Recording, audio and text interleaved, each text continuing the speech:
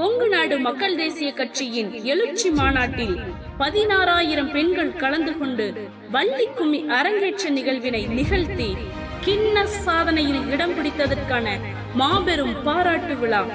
கொங்கு நாடு மக்கள் தேசிய கட்சி பொதுச் செயலாளர் திரு ER ஈஸ்வரன் அவர்கள் தலைமையில் பொருளாளர் திரு KKC பாலு அவர்கள் மற்றும் கொங்கு வெள்ளாள கவுண்டர் பேரவை தலைவர் திரு R தேவராஜன் ஐயா அவர்கள் முன்னிலையில் மாண்புமிகு தமிழக முதலமைச்சர் திரு MK ஸ்டாலின் அவர்கள் பெருமை மிகு மகளிரை பாராட்டி சிறப்புரையாற்ற உள்ளார்.